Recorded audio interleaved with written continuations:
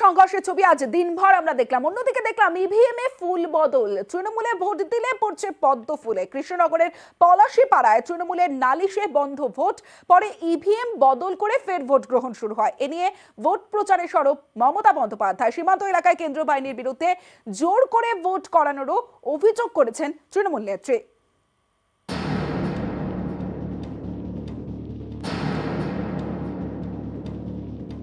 আমরা ধরে ফেলেছি, ভোট দিতে গিয়ে দেখছে মারছে তৃণমূলে, পড়ছে বিজেপির ফুলে।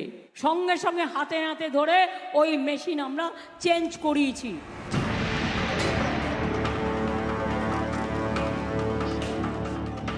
চতুর্থ দফার ভোট সোমবার চাঞ্চল্যকর অভিযোগ ওঠে কৃষ্ণনগর লোকসভা কেন্দ্রের পলাশীপাড়ায়। এখানে তৃণমূলে ভোট দিলে সেটা পড়ছিল বিজেপিতে। তৃণমূল কর্মীদের এই অভিযোগের পরই বন্ধ হয়ে যায় ভোট। 15-20 মিনিট ভোট হওয়ার পর অটোমেটিক 2 নম্বর বটনটা নিচে বসে যায়। আমাদের এখানে প্রেসাইডিং অফিসারকে বললাম, উনি বললেন ঠিক আছে, মেশিনের সমস্যা হতে পারে, বটনটা তুলে দেওয়া।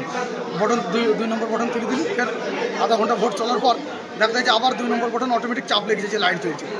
বলল দ্বিতীয়বারও ঠিক করা হলো। 3 নম্বর বেলায় দেখা যায় যে ফের একই ফল্ট, অটোমেটিক অন্য জায়গায় বটনে চাপ পড়ছি, 2 নম্বর বটন লাইট জ্বলছে। 10-15 মিনিট চলার পর অটোমেটিক বিজেপির ভোটে লাইট জ্বলছে। কৃষ্ণনগরের পলাশীপাড়া, এখানকার বারুইপাড়ার 59 নম্বর বুথে এদিন ইভিএম নিয়ে অভিযোগ ওঠে। ভোটাররা জানান, তৃণমূলে ভোট দিলেও সব ভোট গিয়ে পড়ছে বিজেপিতে। একাধিকবার একই সমস্যা হওয়ার পর ভোট বন্ধ করে দেওয়া হয়।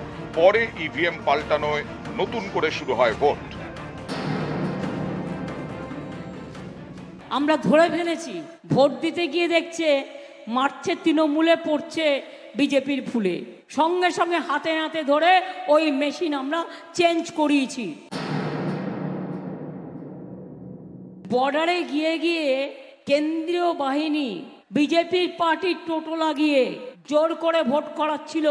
আর চাপড়াতেও আমরা হাতে নাতে ধরেছি।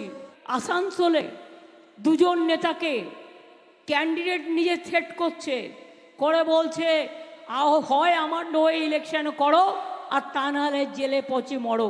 ও বলেছে আমি জেলে পচে মরতে রাজি আছি, কিন্তু তোমার হয়ে ইলেকশন আমি করব না।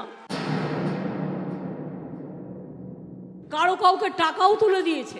টাকার প্যাকেট কাকে কাকে দিয়েছে তার নজরও আমরা রাখছি। নিউজ 18 বাংলা। জয় বাংলা।